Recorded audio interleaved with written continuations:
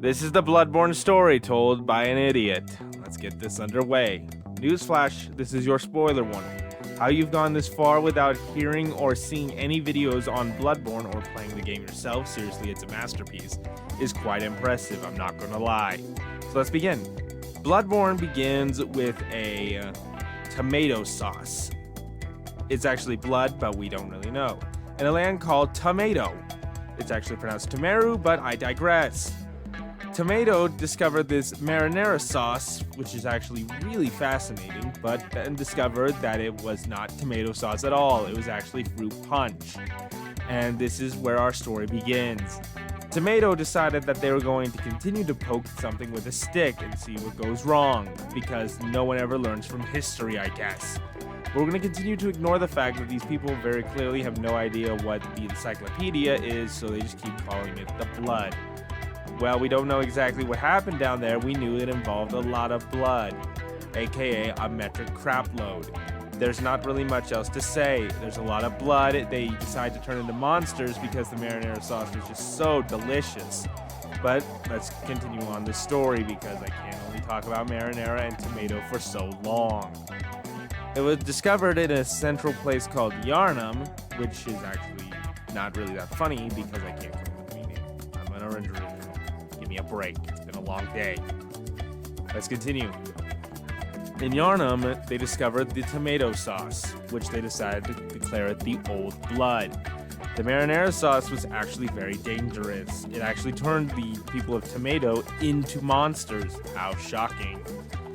It was actually quite impressive that no one had ever made the consumption or the ideology that this is actually a good idea. Maybe someone did, and they all thought to themselves, maybe we shouldn't poke something with a stick we barely understand.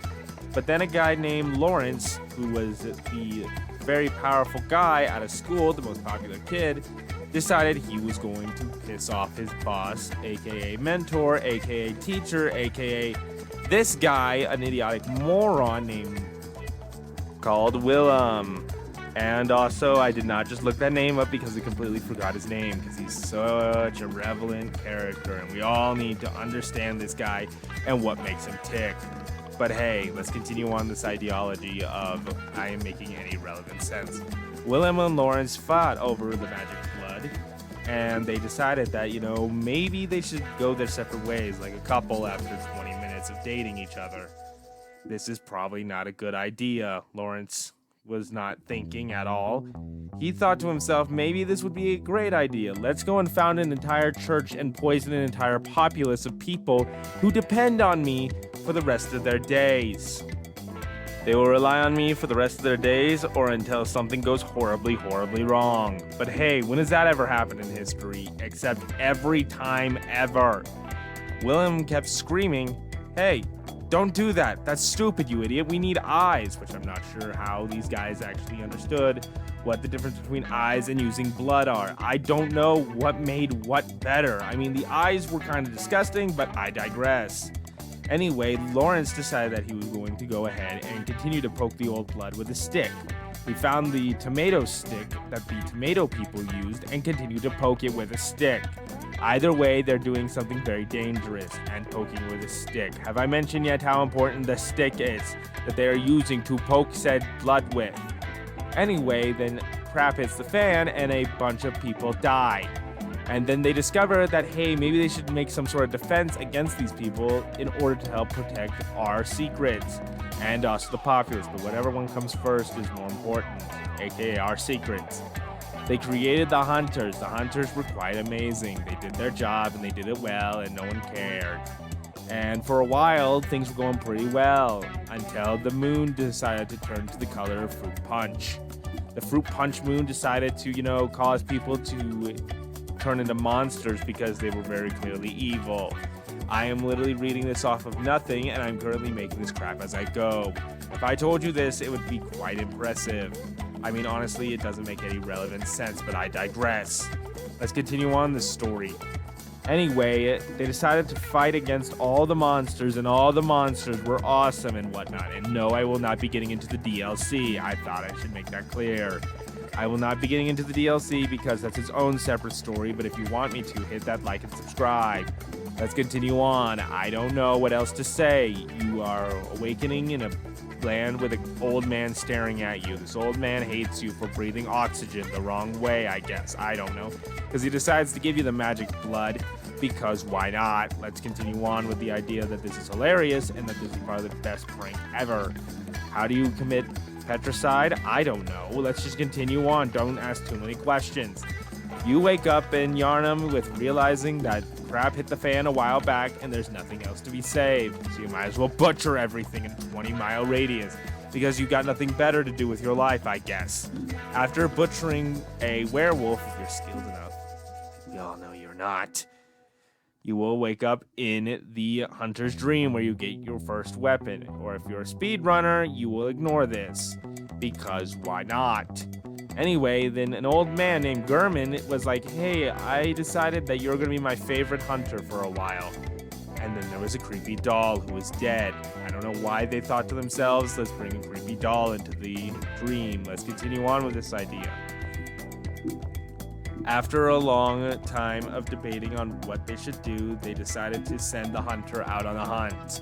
The hunter had no agency in this matter because they were bored, I guess. I don't know.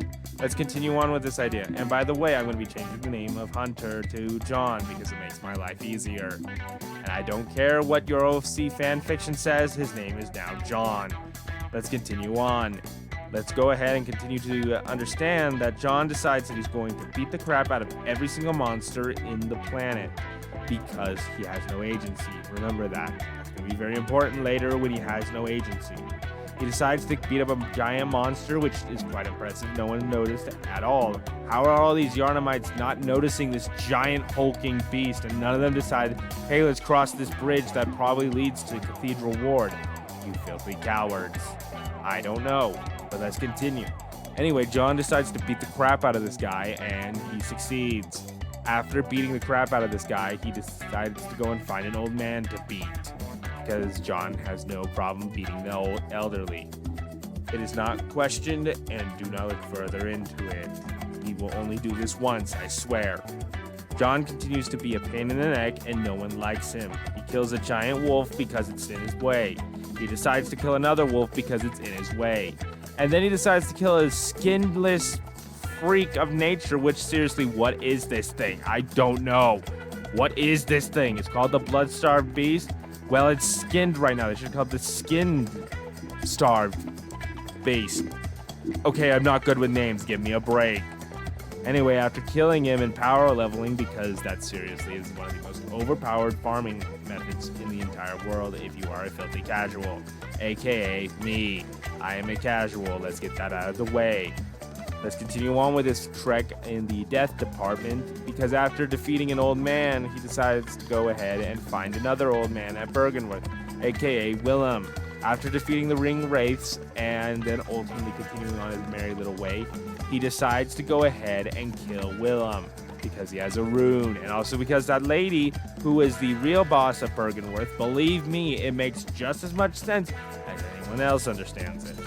Anyway, your character then beats a giant potato rock thing. I mean, it's not really specified what this thing is. Is it an old one? Is it a bad one? What is this thing? Like, seriously, it's kind of annoying. And I know there are no pictures. Get over it. If you're a big boy and a big girl, you'll learn to live with it. But I digress. We're going to continue on with this merry little trek of things that they shouldn't be poking with a stick. And John decides to poke the giant thing with a stick, killing it instantly because it was a pathetically weak boss. He discovers that he forgot to go and grab something from the Witches of Hemwick, which again, he poked with a stick and they died because they were easy. Remember that, aka the only thing a game journalist can do. And so, continuing on this merry little trek of pain, suffering, misery, and more pain and suffering and misery, and everything sucks. Why is everything on fire? What is this giant guy with a laser of death and death and death and death? He is going to kill us all. I don't know why he was going to kill us, but the Malays decided to get the best of him. Why am I saying Malays? Because Dead Cells. I was playing Dead Cells earlier and it stuck in my head. So if you hear stupid crap, just know that I'm an idiot and I shouldn't be trusted with anything at all. Literally, a puppy is going to die because of me. Puppies are sad because of me. Puppies do not exist. dogs. Anyway, continuing on the trend of pain, you decide to go and fight a giant hentai monster. But then you have to get through an army of celestial blueberries who decided that they're going to kill you.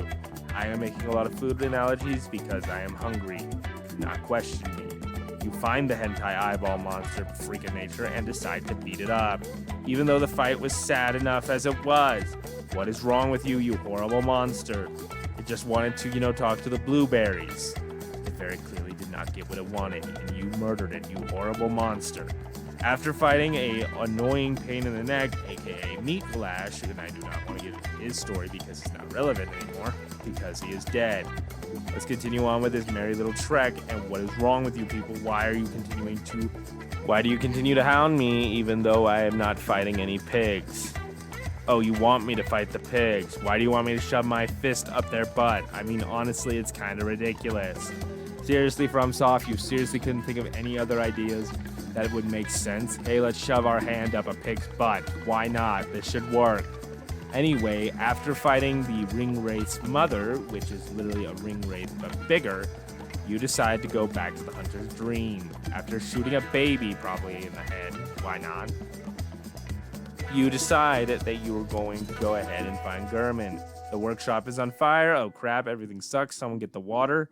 And then you discover Gurman was like, I really think you need to die now.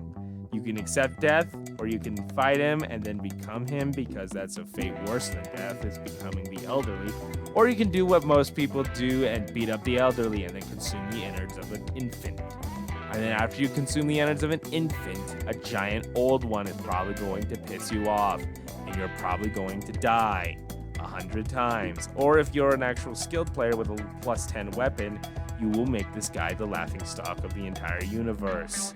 And then you ascend into hentai, which is quite impressive. How in the world did you ascend to hentai? I don't know.